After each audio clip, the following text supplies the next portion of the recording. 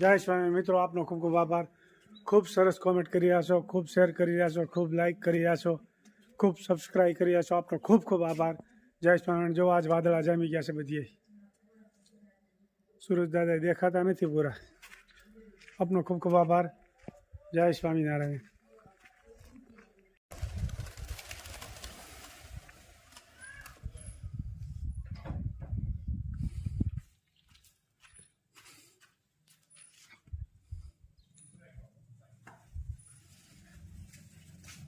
માસ ચાલી રહ્યું છે એટલે સ્વામિનારાયણ ભગવાન પોતે ભણવા જતા હતા.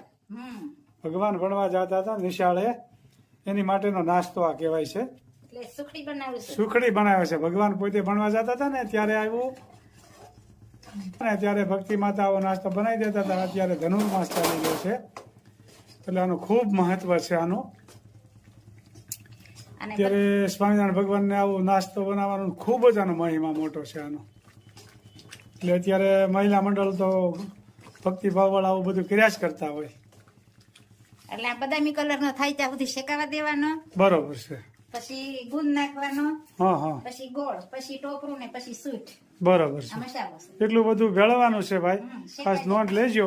માસ ભક્તિ માતા આવી સુખડી કરી દેતા. સ્વામિનારાયણ ભગવાન પોતે ભણવા જતા હતા ત્યારે ભક્તિ માતા આવી સુખડી બનાવી દેતા હતા. આજ ધનુર્માસ ચાલી રહ્યો છે એટલે એનો બહુ જ મહિમા છે. એટલે જો આજે અમે સુખડી અહીં બનાવી છે અને મહારાજને ધરાવ્યો. આ થાળ, કઢી, ભાત, શાક બધું સ્વામિનારાયણ ભગવાનને ધરાવ્યું અને આનો મહિમા બહુ જ છે. એટલે મહિલા મંડળ આવા જે ધનુર્માસ ચાલતો ને ત્યારે આવું ક્યાંક ને ક્યાંક મહારાજને ધરતા હોય.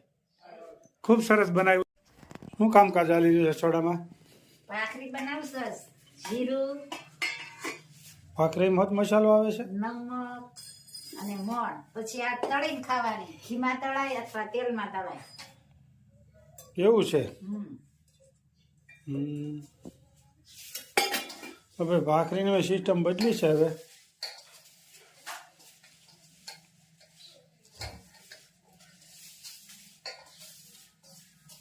અને મોણ તો આપણે બધાયમાં નાખીએ. ગાંઠિયા બનાવી એમાં નાખવી, બપોરે રોટલી બનાવી એમાં નાખવી. બરોબર. હા, મોણ વગર તો સારી વસ્તુ ન થાય. મોણ હોય ને તો પોચી થાય. કાલે એક બેનનો ફોન હતો કે આમાં ગાંઠિયામાં તેલ નથી નાખવાનું કે નાખવાનું હોય. પણ નાખ્યું છે પણ કપાઈ ગયું છે. હા, વિડીયો કપાઈ ગયો હોય થોડો. હા, કપાઈ ગયો વિડીયો. એડિટિંગમાં થોડું કપાણું હોય. હા, એટલે નકર તો મોણ તો આપણે બધાયમાં નાખી છે. રોટલીમાં અમુક માણસો નાખે ને અમુક ન નાખે. અને ભાખરીમાં ને ગાંઠિયામાં ને એમાં તો નાખવું જ પડે. બરોબર. ઢોકળા કરવી એમાં બધાયમાં મોણ તો પેલા જ હોય તો જ પોચા થાય. મોણ અને ચોળા બરોબર. પેલા સાદા ઢોકળા બનાવો, દેશી બનાવો, પરદેશી બનાવો, બધાયમાં મોણ હોય.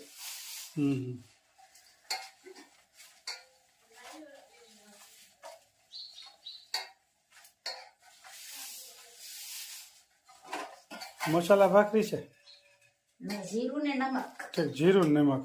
મસાલા ભાખરી નથી ભાઈ, આમ હાદી છે પણ જીરું ને નમક એટલું જ ભેળ્યું છે. તો કાલ પાછું કઈ નવી ન ભળે તો.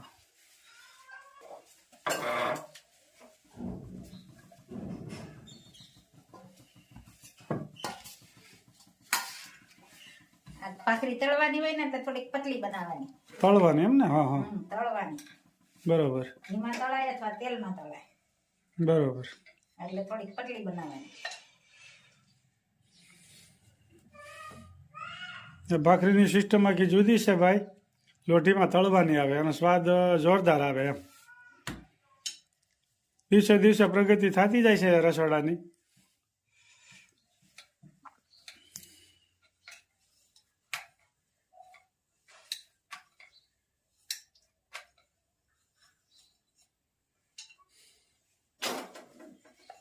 બરોબર.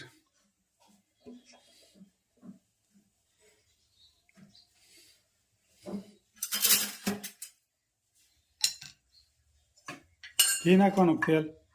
ઘીમાંય તળાય ને તેલમાંય તળાય. હા ભાઈ, ઘીમાં તળાય છે ભાખરી.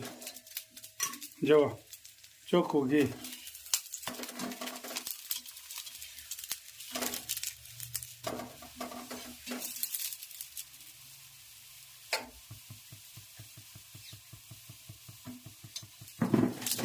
ચોખ્ખા ઘીમાં ભાખરી બની રહી છે. આનો સ્વાદ તો પછી જુદી રીતનો હોય, ફર્સ્ટ ક્લાસ.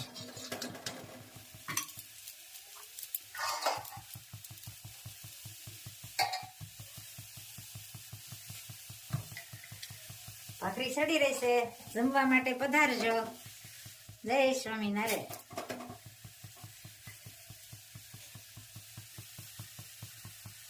ફેરવવાની કઈ ફેરવાની થોડીક સડે લોટી. સરસ મજાની ભાખરી ડિઝાઇન પડે તૈયાર ને થઈ ગઈ છે. ફેરવવાની. હા હા, જો ડિઝાઇન પડી ગઈ થોડીક. માથે ઘી જ નાખ્યા કરવાનું ના કરો, અડધું તો બળી જાય છે ઘી. ઈ બળે નહીં, આ ભાખરી લગાવાય સાહેબ. ઠીક, બરોબર છે. બળતા હશે, ઘી આમાં અંદર આવી જાય. સરસ, લ્યો ફર્સ્ટ ક્લાસ રીતે જુઓ ભાખરી બની ગઈ, તૈયાર થઈ ગઈ. તો જમવા માટે પધારજો. સરસ. ધુવાડા બહુ કાઢે છે. ઘી હોય ને, ઘી હોય, તેલ હોય, આપણે ગમે એ વસ્તુ કરવી ને એટલે ધુવાડા તો કાઢે છે. બરોબર છે. ગરમ થાય ને પ્રવાહી. બરોબર. જો બળી નથી હો ભાઈ, એ તો ઘીની હિસાબે ધુવાડા કાઢતું હતું, બીજું કઈ છે નહીં. ચાલો હવે તમે જમવા માટે પધારજો. જમવા પધારો ને બાય બાય. આજે કુમુદબેન નો હેપી બર્થડે છે, તો બધા લાઈક કરજો, શેર કરજો અને સબસ્ક્રાઈબ કરજો. જય સ્વામિનારાયણ.